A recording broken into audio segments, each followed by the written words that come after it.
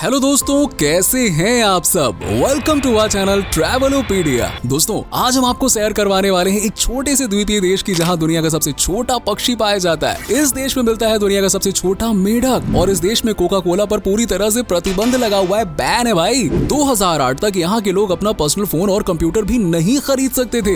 ये दुनिया का एकमात्र ऐसा देश है जहाँ पर दो करेंसी चलती है। देश के लोग सिगार के इतने बड़े फैन है भाई कि सिगार फेस्टिवल भी यहाँ पे सेलिब्रेट किया जाता है। जी हाँ, इस देश का नया साल देखकर आपके भी होश उड़ जाएंगे। और ये देश उन देशों में शुमार है जिसे अमेरिका का सबसे बड़ा दुश्मन माना जाता है। दोस्तों, दरअसल हम बात कर रहे हैं क्यूबा के बारे में। छुटकू सा देश है। चलिए चलते हैं क्यूबा के सुहाने सफर पर। लेकिन हाँ, वीडियो में आगे बढ़ने से पहले हमारे चैनल को सब्सक्राइब करके वो वाला दिख रहा है ना, हाँ वही वाला दबाओ यार, बेल आइकन है वो दबा दो फटाफट। दोस्तों, क्यूबा एक छोटा सा देश है जो कि कैरेबियन सागर में स्थित है। उत्तर अमेरिकन कॉन्टिनेंट में बसे इस छोटे से द्वीप का कुल क्षेत्रफल 42,400 वर्ग मील का है, और इस लिहाज से ये दुनिया का 106वां सबसे बड़ा देश है, जहां करीबन 11.1 मिलियन लोग रहते हैं। और इस लिहाज से इसको ग्लोबली 50वीं रैंक दी गई है। क्यूबा असल में एक द्वीपीय देश है जिसमें कई द्वीप समूह शामिल है। देश के मेन आइलैंड को इस्ला डे ला जुबेटून के नाम से जाना जाता है, जो कि बेहद ही खूबसूरत और अट्रैक्टिव है। क्यूबा में ऑफिशियली तो कोई धर्म नहीं है, लेकिन इस छोटे से देश में रोमन कैथोलिक धर्म को फॉलो किया जाता है। और देश में आपको लोग स्पेनिश बोलते हुए नजर आएंगे, जो कि यहाँ पे आधिकारिक भाषा भी है। क्यूबा की हिस्ट्री पर जाए तो 28 अक्टूबर 1492 में क्रिस्टोफर कोलंबस ने इस द्वीप की खोज की थी। और देश के कल्चर में स्पेन की झलक आपको हर कहीं देखने को मिल जाएगी, जिसकी जड़ें इतिहास से कनेक्टेड है। दरअसल 16वीं से लेकर 17वीं शताब्दी के बीच क्यूबा स्पेन का गुलाम हुआ करता था।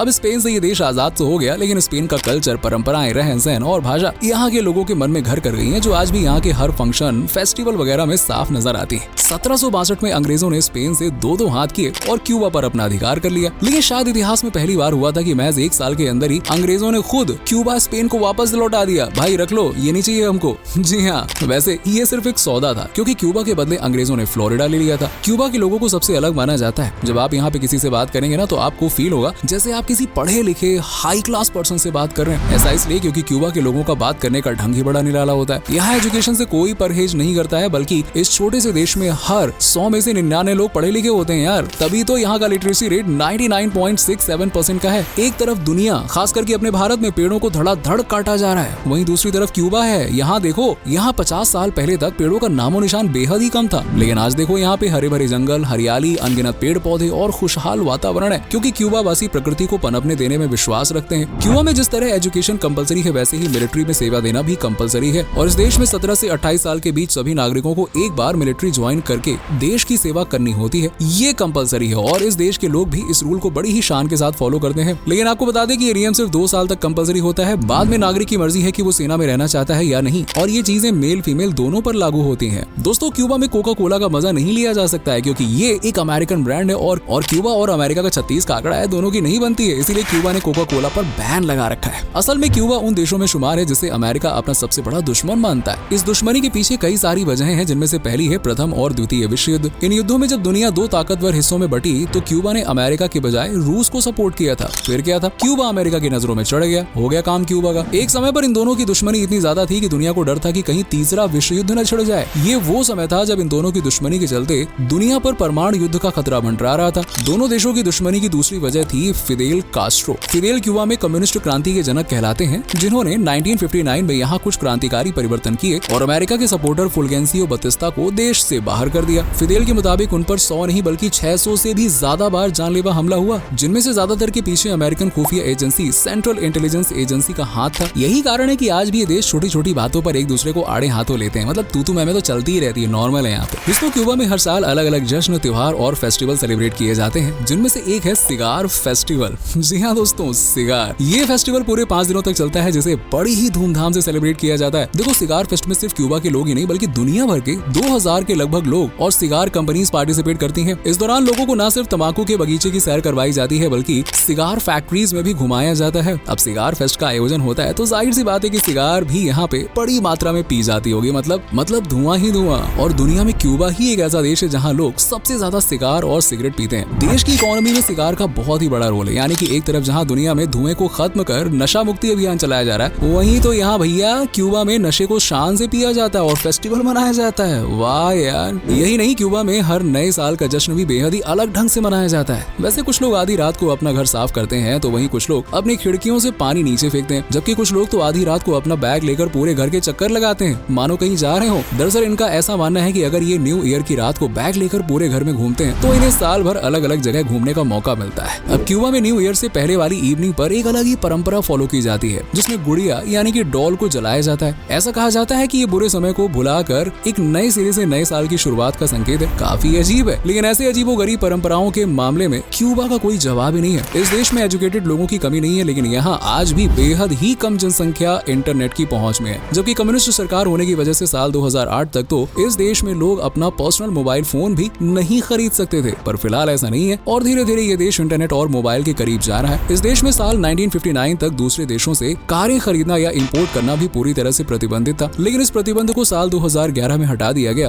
और अब यहाँ किसी भी देश से कार इंपोर्ट की जा सकती है। क्यूबा में किसी भी पुलिस ऑफिसर, आर्मी ऑफिसर या एयरपोर्ट पर तैनात किसी कर्मचारी की फोटो लेना पूरी तरह से गैर कानूनी माना गया है और अगर कोई ऐसा करते पकड़ा गया तो भैया उसे अच्छी खासी सजा हो सकती है। बहुत कम लोग ऐसा जानते हैं कि क्यूबा एक ऐसा देश है जहाँ पर 30 सालों तक क्रिसमस मनाने पर पूरी तरह से पाबंदी लगा दी गई थी और ये हुआ था 1959 में जब फिदेल कास्ट्रो ने क्यूबा की सत्ता संभाली और तब क्यूबा को एक नास्तिक देश घोषित करते हुए क्रिसमस को पूरी तरह से बैन ही कर दिया। नहीं मनाना क्रिसमस भाई, सीधा। इस बैन को स्थानीय रूप से द साइलेंट क्रिसमस के नाम से जाना जाता है। दोस्तों, अपने देश में वोटिंग की जब भी बारी आती है तो कई जगह का रेशियो 40 से 50% पे ही अटक जाता है, लेकिन क्यूबा में हर साल 100% वोटिंग होती है। ऐसा इसलिए क्योंकि यहाँ वोट डालना अनिवार्य है और सब पढ़े लिखे भी तो है। अगर कोई वोट डाले नहीं जाएगा तो सजा का हकदार होता है और उसे सजा मिलती भी है। इसलिए यहाँ हर नागरिक वोटिंग के दिन सबसे पहले वोट डालने जाता है, उसके बाद में बाकी काम। क्यूबा का एक और बेहतरीन नियम ये है कि यहाँ की सरकारी गाड़ी को रास्ते में पैसेंजर्स को पिकअप करना मैंडेटरी है। अगर किसी को सवारी चाहिए और सरकारी गाड़ी ने उसे पिक नहीं किया तो ड्राइवर को अच्छा खासा फाइन भरना पड़ता है। इसलिए फाइन से बचने के चलते ड्राइवर सवारी बिठाना ज्यादा पसंद करता है। क्यूबा में 5 नेशनल टेलीविजन जबकि 6 नेशनल रेडियो सेटअप्स हैं और यहाँ हर ब्रॉडकास्टिंग मीडिया का कंट्रोल क्यूबन सरकार के हाथ में होता है। मतलब सरकार जो चाहे वो दिखा सकती है और जो चाहे वो छिपा सकती है।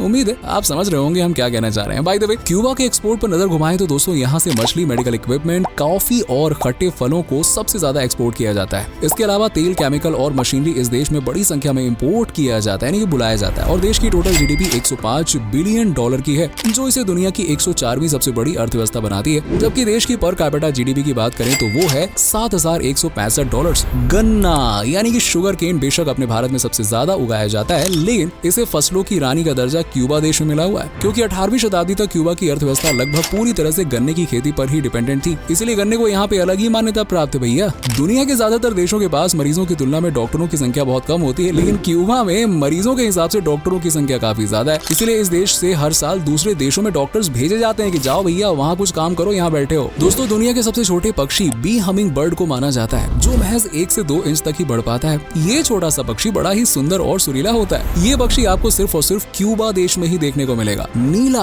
आसमानी और कई रंगों से लैस ये पक्षी बेहद ही सुंदर होता है। एक बार देखोगे ना, देखते रह जाओगे। क्यूबा में मंगर नाम की एक मछली पाई जाती है जो कि प्रागैतिहासिक टाइम पीरियड की है और ये एकमात्र ऐसा देश है जहाँ ये मछली देखी जा सकती है। दुनिया का सबसे छोटा मेढक जिसे द मोंटे इबेरिया मेढक कहते हैं वो भी क्यूबा में ही पाया जाता है। जिस तरह भारत में लोग क्रिकेट के दीवाने हैं वैसे ही क्यूबा में लोग बेसबॉल के दीवाने हैं। यहाँ हर घर में आपको एक बेसबॉल प्लेयर मिल जाएगा और अपने इंडिया में जैसे दिन में टाइम पास करने के लिए लोग लूडो खेलते ना, वैसे ही यहाँ डोमिनोज खेला जाता है। अरे पिज्जा वाला डोमिनोज नहीं, ये एक टाइल बेस्ड गेम होता है जो कि क्यूबा में लोगों के बीच में काफी ज्यादा फेमस है। दोस्तों, इस देश में लोगों के पास ना अच्छा खाना, रहना, घूमना लगभग हर फैसिलिटी है, इसीलिए यहाँ के लोग काफी खुश रहते हैं और ये लोग खाने पीने में भी बड़े शौकीन है। यहाँ के खाने में आपको स्पेनिश, कैरेबियन व्यंजनों का तड़का भी देखने को मिल जाएगा और यहाँ ज्यादातर पारंपरिक खाने में काली बीन्स, चावल और पौधे को शामिल किया जाता है। देश की कैपिटल सिटी है हवाना, जो कि बेहद ही खूबसूरत शहर है और यहाँ का लाइफस्टाइल भी काफी हाई फाई माना जाता है। साथ ही यहाँ की नाइट लाइफ के तो क्या ही कहने। क्यूबा दुनिया का पहला और एकमात्र ऐसा देश है जहाँ एक नहीं बल्कि 2 करेंसी चलती है। पहली क्यूबियन पेसो और दूसरी कन्वर्टिबल पेसो। एक क्यूबन पेसो की वैल्यू 3.46 रुपए के लगभग है और क्यूबन पेसो को ज्यादातर यहाँ के लोकल यानी कि क्यूबा वासी यूज करते हैं, जबकि कन्वर्टिबल पेसो को विदेशी नागरिक जो यहाँ पे घूमने आए होते हैं वो यूज करते हैं। और मौका मिले तो क्यूबा जरूर जाना यार। एक तो खूबसूरत देश है और लोग भी बड़े अच्छे हैं और सेफ कंट्री है, कोई दिक्कत नहीं है। यहाँ पे जाओ, मजे करो, घूमो, खाओ, पियो, ऐश करो।